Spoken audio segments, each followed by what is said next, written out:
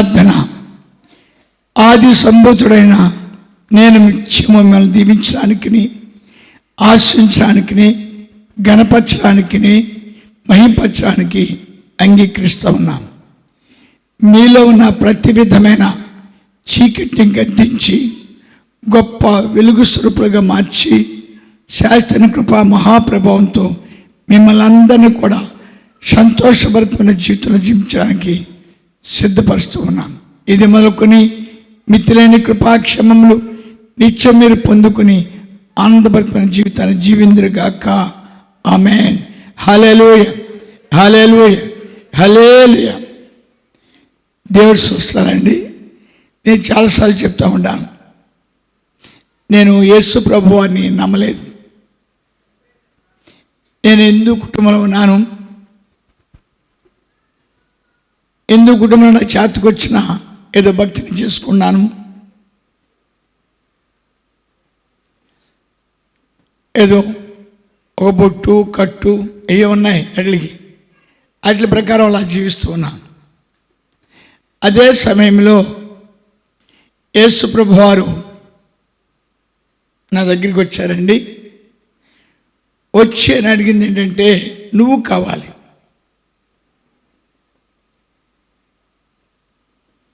నేను రానండి, మాకు చాలా మంది దేవుళ్ళు ఉన్నారు,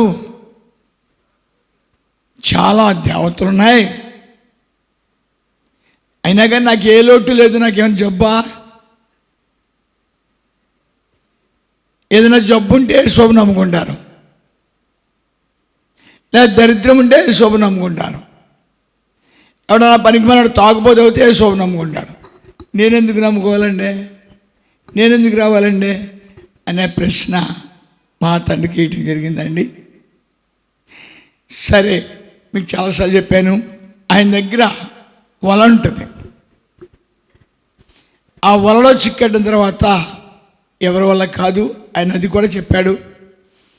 నేను వలేసి చేపలు పట్టుకుంటాను, నాకు నచ్చిన చేపలు నా బుట్టలో వేసుకుని నాకు నచ్చని చేపలను విలేస్తానని చెప్పి కూడా పెద్ద అని చెప్పాడు. అయితే నన్ను పట్టుకున్న విధానం ఏంటంటే పరిశుద్ధాత్మతో పట్టుకున్నాడు. నేను ఆయన తెలియక ముందే నాకు పరిశుద్ధాత్మ వచ్చింది. ఆటోమేటిక్గా పరిశుద్ధాత్మ నన్ను నడిపించడం ప్రారంభించింది. నేను చాలామంది ఈ సేవలోకి వచ్చిన తర్వాత మేము దేవుణ్ణి నమ్ముకున్నాం, అలాగే చాలామంది బోధకులు చెప్తూ ఉంటారు, మీరు దేవుణ్ణి నమ్ముకోండి అని చాలామందిని అడుగుతూ ఉంటారు. సహజమే, అడగాలని కూడా ఉంది. అది దేవుని మనం నమ్ముతామా, మనల్ని దేవుని నమ్ముతాడా అనేది చాలా విచిత్రమైన సంగ్రహం. మనకి బైబిల్లో లేఖనాలు ఉన్నాయి, యేసు ప్రభు ఎలా పుడతాడు, యేసు ప్రభు ఎలా ఎదుగుతాడు, యేసు ప్రభు సువార్త ఎలా చెప్తాడు, యేసు ప్రభు ఎలా చనిపోతాడు, యేసు ప్రభు తిరిగి ఎలా లెగుస్తాడు. ఈ విషయాలన్నీ కూడా పాత నిబంధన యెషయా 53 అధ్యాయంలో వివరణగా, అలాగే యెషయా 7 అధ్యాయం, యెషయా 9 అధ్యాయం, అనేక అధ్యాయాల్లో యేసు ప్రభు యొక్క మరణ పునరుద్ధానం గురించి వివరంగా తెలియచేయబడింది. నేను దేవుని నమ్మున కొత్తలో కొంతమంది వాక్యం చెప్తుంటే, ఏంటి అక్కడ ఒక వాక్యం ఇక్కడ వాక్యం చెప్తున్నారు వీళ్ళు అనుకునేవాడిని. అయితే యేసు ప్రభు పుడతాడా లేదా, పుట్టాడా లేదా, ఆయన ఏం చేస్తాడు, రుజువు ఎక్కడుందంటే పాత నిబంధనలో ఉంది. అందులోకి ఎక్కడుందంటే యెషయాలో ఉంది. మరి మీరు అందరూ దేవుణ్ణి నమ్మాను, నేను దేవుణ్ణి నమ్మాను, నేను దేవుడి దగ్గరికి వచ్చాను అని చెప్పే వాళ్ళకి యెషయాలో దేవుడు ఏం చెప్పాడో చూద్దామండి. యెషయా 52 అధ్యాయం 7వ వచనం చూద్దాం. సువార్త ప్రకటించుచు సమాధానము చాటించుచు సువర్తమానము ప్రకటించుచు రక్షణ సమాచారము ప్రచురించు వాని పాదములు నీ దేవుడు ఏలుచున్నాడని సియోనుతో చెప్పుచున్న వాని పాదములు పర్వతముల మీద ఎంతో సుందరములై ఉన్నవి. ఇక్కడ మనం చాలా జాగ్రత్త చేసినప్పుడు సువార్తతో ప్రారంభమవుతుందని చెప్పాడు. మనము ఆయన చనిపోయిన తర్వాత, ఆయన లేచిన తర్వాత మొదటిసారి సువార్త ఎవరు చెప్పారంటే పేతురు గారు చెప్పారు. ఈ పేతురు గారు సువార్త చెప్తున్నప్పుడు అనేక మంది మారుమనసు పొందారు, అనేక మంది పరిశుద్ధాత్మ పొందారు. ఈయన ఏ రూపంగా ప్రజల మధ్యకు వస్తున్నాడు, ఏ రూపంగా ఆయన పిల్లలను పట్టుకున్నాడు అని చూసినప్పుడు ఈయన సువార్త రూపంగా వస్తున్నాడు. సువార్త రూపంగా వచ్చి అందరినీ పట్టుకున్నాడా? అందరినీ పట్టుకుంటలేదండి. అందరినీ పట్టుకుంటలేదని ఎలా రుజువు మనకి? అపోస్తుల కార్యాలు 2వ అధ్యాయంలో 36వ వచనములో, అపోస్తుల కార్యాలు 10వ అధ్యాయము మరి 42వ వచనంలో మనకి వివరణ ఇవ్వబడింది. అక్కడ అనేక మంది ఉన్నారు, పేతురు గారి యొక్క వాక్యాన్ని వింటున్నారు. కానీ కొంతమంది యేసే రక్షకుడు, కానీ కొంతమంది వాళ్ళందరూ కూడా అంతకుముందు ఓ జాతి వాళ్ళు, ఓ కులం వాళ్ళు, ఓ మతం వాళ్ళు ఏదో ఒకళ్ళ చేతకు వచ్చిన దేవుని ఆరాధించుకుంటున్నారు. ఇప్పుడు వాళ్ళ మధ్య నుంచి కొంతమంది బయటకు వచ్చేసారు. ఎప్పుడు సువార్త విన్నప్పుడు గమనించుకోండి మీరు.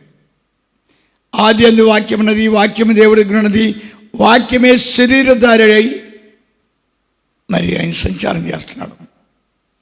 ఎప్పుడైతే ఆయన మనకి సమ్మోహనస్తం అంటారు, ప్రయోగాలు చేస్తారంటారు, అలాగే యేసు ప్రభు వారు ఏం చేస్తున్నారంటే దీనికి ఎవరెవరైతే సంబంధించున్నారో వాళ్ళలో ఆత్మ ప్రవేశిస్తుంది. ఈ ఆత్మ ప్రవేశించగా ఏం చేస్తున్నారంటే వాళ్ళ మధ్య నుంచి వాళ్ళు బయటకు వచ్చేస్తున్నారు. వాళ్ళ చుట్టాలే కావచ్చు, వాళ్ళ బంధువులే కావచ్చు, వాళ్ళ స్నేహితులే కావచ్చు, ఒకవేళ భార్యాభర్తలే కావచ్చు. మనకి మత్తాయిలో కూడా చెప్పాడు, అత్తగారికి కోళ్ళకి వైరం, భర్తకి భార్యకి వైరం. అంచేత ఆటోమేటిక్గా వాళ్ళు బయటకు వచ్చేస్తున్నారు. దేన్ని బయటకు వచ్చేస్తున్నారు? ఈ పరిశుద్ధాత్ముడు లోపలికి వెళ్ళి గొర్రెలుగాను మేకలుగా విడదీసేస్తున్నాడు. పరలోకానికి వచ్చిన వాళ్ళని వాళ్ళు నోటంటే ఒకటే మాట వస్తుంది, యేసే రక్షకుడు, యేసే విమోచకుడు, యేసే నా ప్రాణప్రియుడు. అంతేకాకుండా నా కోసం ప్రాణం పెట్టాడు, నన్ను విడిపించాడు, నన్ను రక్షించాడు, ఆయనే నా రక్షకుడు. ఇలా అంటారని చెప్పి యేసు ప్రభు వారు పుట్టకముందే 52వ అధ్యాయంలో 7వ వచనంలో సువార్త ప్రారంభమవుద్ది. ఆ సువార్త ఎక్కడ ప్రకటించబడుతుంది? దేవుని రాజ్యములో. యేసు ప్రభు వారు చెప్పాడు, దేవుడి రాజ్యం ప్రారంభమైంది, దేవుడి రాజ్యంలోకి రండి అని కేకేశాడు. మత్తయి 3వ అధ్యాయం. ఆ దినములందు బాప్తిజమిచ్చి యోహాను వచ్చి పరలోక రాజ్యము సమీపించి ఉన్నది, మారు మనసు పొందుడని యూదయ అరణ్యములో ప్రకటించుచుండెను. ప్రభువు మార్గము సిద్ధపరచుడి. ఇక్కడి నుంచి ఏదో మతంలో ఉన్నాం, ఏదో ఒక జాతిలో ఉన్నాం, ఏదో కులంలో ఉన్నాం అని కాకుండా వీళ్ళు వాళ్ళ చుట్టాలని, వాళ్ళ బంధువుల్ని, వాళ్ళ రక్త సంబంధాలని విడిచి ఇప్పుడు యేసుని వెంబడిస్తున్నారు. ఈ యేసుని వెంబడించే వాళ్ళు ఎవరు అంటే అక్కడ యోహాను గారు చెప్పాడు, పరలోకానికి వచ్చిన వాళ్ళు. యేసుని వెంబడించిన వాళ్ళు యూదులు, యేసుని వెంబడించే వాళ్ళు ఇశ్రాయేలు. యేసుని వెంబడించే వాళ్ళు రాజులు కాదండి. యేసుని వెంబడించే వాళ్ళు ఎవరంటే పరలోకానికి వచ్చిన వాళ్ళు. ఆటోమేటిక్గా మార్గం సరళం చేయబడింది కాబట్టి వాళ్ళందరూ కూడా యేసుని వెంబడిస్తూ ఉన్నారు. ఇప్పుడు చూడు, యెషయా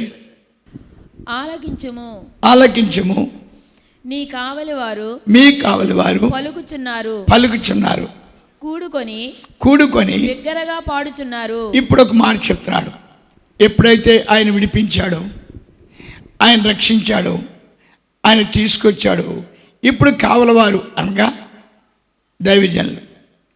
దైవజనులు ప్లస్ భక్తులు కలిసి పాడుతున్నారంట. ఏమని పాడుతున్నారంట? ఇప్పుడు యేసు ముందు ఎవరు పట్టున్నారు?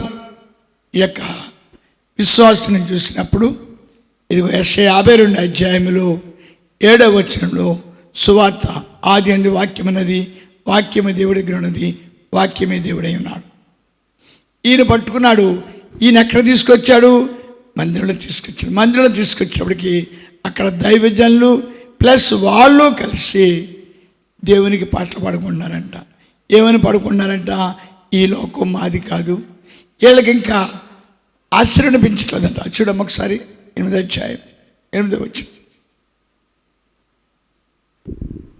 యెహోవా సియోనును మరలా రప్పించగా వారు కన్నులారా చూచుచున్నారు. ఇప్పుడు వాళ్ళకి ఏ మాత్రం కూడా కొత్త అనిపించట్లేదంట. అనుభవం గల దేవుడిలాగా, అనుభవం గల జీవితంలాగా ఆటోమేటిక్గా ఆ దేవుడిని ఆరాధించడము, ఆ దేవుని స్తుతించడము, ఆ దేవుని కనపరచడము. మా దేవుడు, నా దేవుడు, నా దేవుడు. ఆయన ఎవరు అంటే నా పరలోక తండ్రి. నేను ఆయన విడిచిపెట్టాను, తిరిగి ఆయన నా దగ్గరికి వచ్చాడు. ఇప్పుడు నేను ఎక్కడికి వచ్చాను? అంతకుముందు చాలా విగ్రహాన్ని గుళ్ళో తిరిగావు, లేకపోతే నువ్వు మసీదులో తిరిగావు. ఇప్పుడు చర్చిలోకి వచ్చావు. చర్చిలోకి వచ్చి ఏం పాడుతున్నావు? అయ్యా దయగల తండ్రి, నా మనోనేత్రాలు తెరిచావు, నా ఆత్మజ్యోతిని వెలిగించావు, నాకు విమోచన ఇచ్చావు, నన్ను నిత్య రాజ్యంలో తీసుకెళ్తున్నా అమరుడా. ఇప్పుడు దేవుడు నీకు చాలా సమీపంగాను, నీవు పోగొట్టుకున్న రాజ్యాన్ని నువ్వు సంపాదించుకుంటున్నావు. ఇప్పుడు అందుకు దాని గురించి, పరలోక దర్శనం గురించి ఆశ్చర్యకరంగా ప్రార్థన చేయటం. నేను పోగొట్టుకున్న రాజ్యాన్ని తిరిగి నేను దేవునికి ఇస్తున్నాడు. నేను ధన్యుడను, నా జన్మ తరించింది, నాకు విమోచన దొరికింది, నాకు రక్షణ దొరికింది అని చర్చిలో ఆ దైవజనుడు ప్లస్ ఆ విశ్వాసులు కలిసి యేసు ప్రభు పుట్టకముందు చర్చిలో ఏం జరుగుద్దో యెషయా గారు చెప్పాడు. చర్చిలో ఎలా వస్తారు వాళ్ళు? చర్చిలోకి ఎందుకు వస్తారు? ఎవరు వస్తారు? అందరూ వస్తారా? అందరూ రారని చెప్పాడు. ఎవరు వస్తారు? ఆయన పిల్లలు వస్తారని చెప్పాడు. విమోచించబడ్డ వాళ్ళు సియోన్లోకి వచ్చి, దేవుడి రాజ్యంలోకి వచ్చి, మా జన్మ తరించింది, మాకు విమోచన దొరికింది, మాకు రక్షణ దొరికింది, తండ్రి మమ్మల్ని విడిపించుకున్నాడు అని ఒకళ్ళొకళ్ళు హెచ్చరించుకుంటూ, ఒకళ్ళొకళ్ళు దీవించుకుంటూ, ఒకళ్ళొకళ్ళు ప్రేమించుకుంటూ ఉంటారు. ఆ చూడు, హెబ్రీ 12వ అధ్యాయము 1వ వచనం చూడు. ఇంత గొప్ప సాక్షి సమూహము మేఘము వలె మనలను ఆవరించి ఉన్నందున మనము కూడా ప్రతి భారమును సులువుగా చిక్కులు పెట్టు పాపమును విడిచిపెట్టి విశ్వాసమునకు కర్తయు ఇప్పుడు ఏం చేస్తారని చర్చలోకి వచ్చిన తర్వాత ఇక పాప జీవితం దాన్ని వేస్తారట, లోక జీవితం దాన్ని వేస్తారట. ఇప్పుడు యేసుని వెంబడించడం ప్రారంభిస్తారట. యేసుని వెంబడిస్తూ ఏం చెప్తారట? యేసే నా రక్షకుడు, యేసే నా విమోచకుడు, యేసే నా ప్రాణప్రియుడు. ఇంతవరకు ఆయనకి దూరంగా ఉన్నాను, ఇప్పుడైతే ఆయన దగ్గరికి వచ్చాడు, నా నేత్రాలు తెరిచాడు, నా ఆత్మజ్యోతిని వెలిగించాడు, నాకు విమోచన ఇచ్చాడు, నేను పరిశుద్ధురాలను అని దేవుడి దగ్గర వాళ్ళు నిత్యము ఆరాధన చేస్తూ, నిత్యము స్తుతిస్తూ. చూడ పుస్తకాలు 2వ అధ్యాయం 42వ వచనం. వీరు అపోస్తుల బోధ యందును సహవాసమందును రొట్టె విరుచుట యందును ప్రార్థన చేయుట యందును ఎడతెగక నిత్యము దేవుని స్తుతిస్తూ ఉంటారట. స్తుతే వాళ్ళకి ఆహారం అంట, స్తుతే వాళ్ళకి జీవం అంట. ఎప్పుడైతే వాళ్ళు స్తుతిస్తున్నారో తండ్రి మధ్యన ఉన్నాడట. మధ్య నుండి వాళ్ళలో ఏదైనా ఎవడైనా ఒక సిగరెట్ కాలుతున్నాడు, సిగరెట్ మానిపించేస్తున్నాడు. ఎవడైనా ఒకరు తాగుతున్నాడు, తాగుని బయటకు వచ్చేస్తున్నాడు. ఎవరైనా ఒక ఆవిడ విచారణ చేస్తుంది, విచారణ బయటకు. వీళ్ళందరూ కూడా పరిశుద్ధులై ప్రార్థిస్తుండగా దేవుడు వాళ్ళ అవసరాలన్నీ తీర్చేస్తున్నాడు.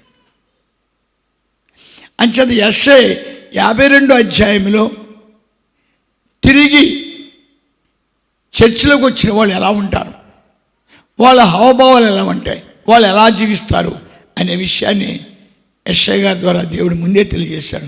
9వ వచనం చూడమ్మా. యెరూషలేమునందు పాడైయున్న స్థలములారా ఉత్సహించి ఏకముగా సంగీత గానము చేయుడి. ఇప్పుడు ఒక అద్భుత విషయం చెప్పాడు దేవుడు,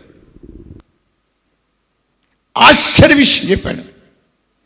మనము పరలోకానికి వచ్చిన వాళ్ళము బయట ఉండగా ఏమైపోయారంటండి, పాడైపోయారంట. నన్ను తీసుకుంటే నేను పాడైపోయాను, కుమార్ని తీసుకుంటే దానికి ఏం మాయరోగం, లేకపోతే యహానికి తీసుకుంటే అడిగి ఏదో తాగుడు చెప్పు. ఇలాగా ఎవరికాళ్ళకే చెడిపోయి ఇరిగిపోయి నశించిపోయినారు. ఎప్పుడైతే వాళ్ళు దేవుళ్ళకి వచ్చారో, ఎప్పుడైతే చర్చిలోకి వచ్చారో, తిరిగి వాళ్ళు సంపూర్ణ సిద్ధిని పొందుకుని ఆనందముతో నాట్యముతో దేవుని స్తుతిస్తూ ఉంటారు. ఇక వాళ్ళకి పట్టచలన ఆనందం అంట. ఇంకా నో ప్రశ్న, నో జవాబు. నాకు ఇది లేదు, నాకు ఈ వ్యాధన ఉంది, నాకు ఈ రోగం ఉంది, నాకు ఈ దుఃఖం ఉంది అని ఉండదట. ఇంకా వీళ్ళందరూ కూడా తిరిగి వచ్చి ఏక మనసుతో దేవుని ఆరాధిస్తుండగా బయట ఉన్న ఎవరెవరైతే దేవుడి బిడ్డలై ఉన్నారో, ఎవరెవరైతే పరలోకానికి వచ్చారో, ఎవరైతే ఇంకా పాపలోకంలో సంచారం చేస్తున్నారో వారందరూ వచ్చి ఏకీభవించి యేసు మా కోసం పుట్టాడు, యేసు మా కోసం సిలువను పొందాడు. యేసు ఎవరు? సర్వాధికారైన దేవుడు. యేసు ఎవరు?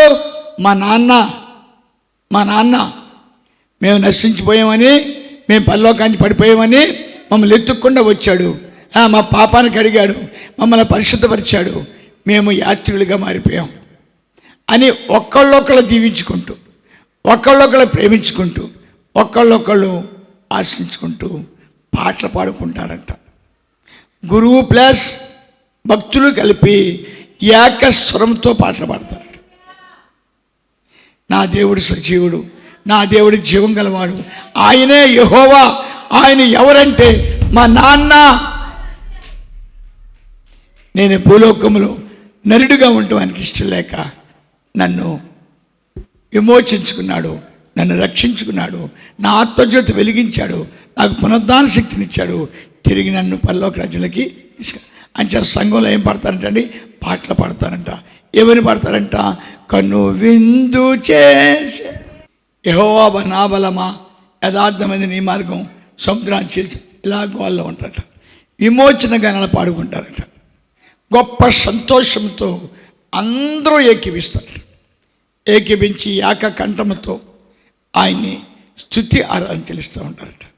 కానీ దేవుడు వారి మధ్య నుండి ఏం చేస్తాడంట, ఎవరెవరైతే ఇంకా బలహీన స్థితిలో ఉన్నారో వాళ్ళందరినీ బలపరుస్తాడంట. ఇంకా ఎవరైనా రోగిగా ఉంటే వాళ్ళని స్వస్థపరుస్తూ ఉంటాడు.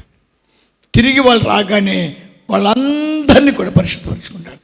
యేసు ప్రభు పుట్టక ముందు యెషయా గారు చర్చిలో వీళ్ళు ఏం చేస్తారో చెప్పాడు. చూద్దామండి 10వ వచనం. సమస్త జనముల కన్నుల ఎదుట యెహోవా తన పరిశుద్ధ బాహువును తప్పట్లో పోయాడండి.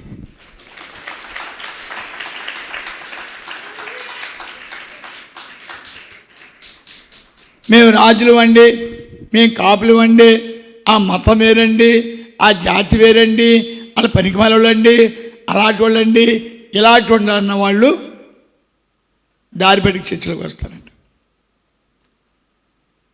అందరూ మన దగ్గర చిట్టడి కింద ఎలాంటి మాటలు మాట్లాడాడు, ఇప్పుడు వెళ్ళిపోయినాడా, మన దగ్గర ఎలా మాట్లాడాడు, నువ్వు రాజవంశులు పుట్టావా, నువ్వు కాపోసులు పుట్టావా, వెళ్ళిపోయింది దురిపోయాడురా, బుద్ధిగా అని అందరూ ప్రశ్నిస్తుండగా ఇదే ప్రశ్న అపోస్తలుడైన పౌలు గారిని చూడు, రోమియా 11:1 చూడట. అలాగైన ఎడల నేను అడిగినదేమనగా దేవుడు తన ప్రజలను విసర్జించిన. ఇప్పుడు అపోస్తలుడైన పౌలు గారు చెప్తున్నాడు, తను ఎందుకు క్రైస్తుడుగా మారాడు చెప్తున్నాడు. నేను క్రైస్తుడుగా మారటానికి నేను దేవుని అడగలేదు, యేసు ప్రభుని అడగలేదు, లేకపోతే ఆయన వెంబడిస్తానని అడగలేదు. మీకు అందరికీ తెలుసు, యేసుని సిలువేసిన వాడను, నేను భయంకరంగా ప్రవర్తించిన వాడను, నేను అనేక మంది దేవుని నమ్మకం చంపేసిన వాడిని. కానీ నేను ఆయన బిడ్డను, నేను పరలోకానికి వచ్చాను. నేను ఇప్పుడు ఎక్కడ చిక్కడ్డాను, భూలోకంలో చిక్కడ్డాను. నేనేమైపోయాను, నిరుణ్ణైపోయాను. అందుకు ఇన్ని వేలాది మంది, ఇన్ని లక్షలాది మంది యూదులుండగా నేను పరలోకానికి వచ్చాను కాబట్టి నన్ను విడిపించుకున్నాడు, నన్ను రక్షించుకున్నాడు, నన్ను ఆయన రాజ్యంలో తీసుకెళ్తున్నాడు. ఇది నా వల్ల జరిగింది కాదు, ఇది ఆయన వల్ల జరిగింది. అందుకంటాడు కొలస్సీలో, నేను దోషకుడను, నరహంతకుడను, పాపిని, ఘోరమైన పాపిని, అయినా కానీ నాకు విడుదల రావడం కారణం ఏంటంటే నేను ఆయన బిడ్డను. ఆయన ఏం చెప్పాడు, పరలోక రాజ్యంలో ఏం చెప్పాడు, నేను భూలోకంలోకి వెళ్తున్నాను, నశించిపోయిన ప్రతి ఒక్క బిడ్డను రక్షించుకుని వాళ్ళ భుజమే పెట్టుకుని పరలోక రాజ్యం తీసుకొస్తానని చెప్పాడు. ఇప్పుడు నేను మంచివాడిని కాదు, ఇప్పుడు నేను నీతిమంతుడు కాదు, ఇప్పుడు నేను యథార్థమైన కాదు, అయినా కానీ నన్ను రక్షించాడు. ఎందుకు రక్షించాడంటే నేను ఆయన బిడ్డను. మతాన్ని బట్టి రక్షించలేదు, కులాన్ని బట్టి రక్షించలేదు, జాతిని బట్టి రక్షించలేదు. నా పేరు జీవగ్రంథంలో ఉంది, నేను పరలోకానికి వచ్చాను, నేను దేవుని కుమారుడును. ఒకప్పుడు నేను పరలోక రాజ్యంలో దేవుడి కుడిపార్శ్వన ఉండేవాడిని. ఇప్పుడైతే నేను పడిపోయి దూరం అయిపోయి శాపగ్రస్తుగా మారిపోయాను. నా శాపాన్ని భరించి, నా పాపాన్ని భరించి నాకు విమోచన ఇచ్చి ఆయన బిడ్డగా నన్ను అంగీకరించాడు.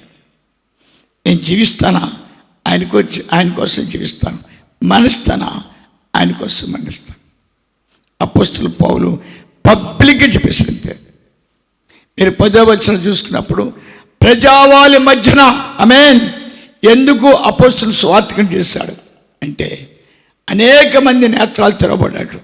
అతను అప్పటిదాకా దేవదోషం చేశాడు, అప్పటిదాకా చాలా భయంకర స్థితిలో జీవించాడు, అప్పటిదాకా దేవుని అవమానపరిచాడు. ఇప్పుడైతే ఆ యేసే రక్షకుడు అని చెప్తున్నాడు. అనేక మంది చూస్తున్నారు, ఈడేంటి ఇలా మారిపోయాడు, ఈడేంటి ఇలాగ అయిపోయాడు అని చెప్తున్నమాట. అంటే నేను మారలేదయ్యా, నేను మారలేదు, ఆయనకి నాకు అసలు పడదాం. నన్ను మార్చినవాడు ఒకన్నాడు, ఆయన పేరు దేవుడు. నేను మారలేదయ్యా, నన్ను పట్టుకున్నాడు ఒక ఆయన ఉన్నాడు, ఆయన పేరు దేవుడు. ఉరి ఆ దేవుడు ఏం చేయడరా బాబా అలా ఏడిపింది అంటున్నావా? లేఖనాలు చూసుకుని మీరు, లేఖనాలు ఏమనబడింది,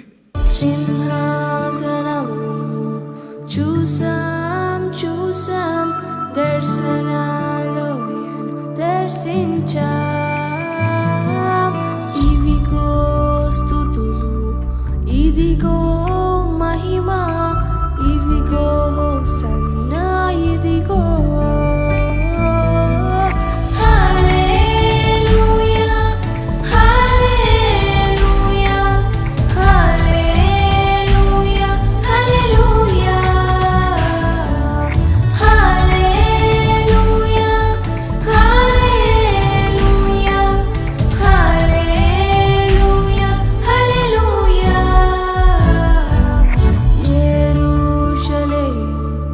చూసే సమయం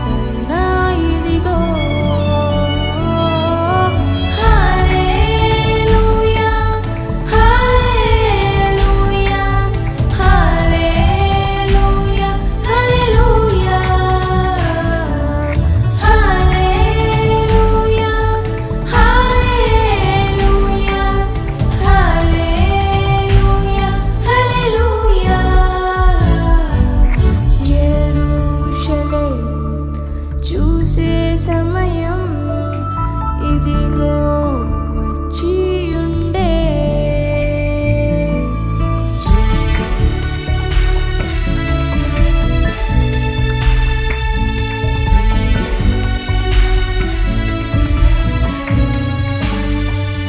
పరమాపిత నిలయంలో స్తుతులర్పించాం, అభిషేకాత్మ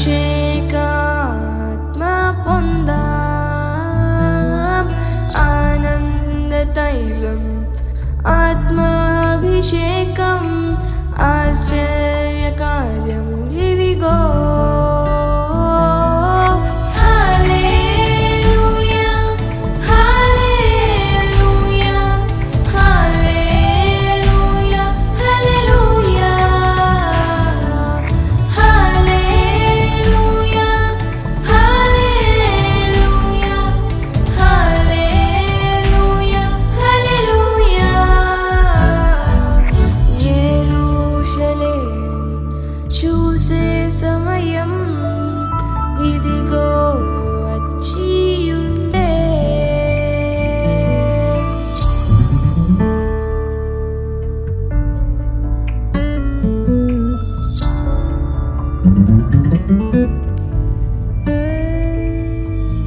వాగ్దాన భూమిపై నిలిచాం నిలిచాం, సిలువ బలిపీఠం మేం చూసాం.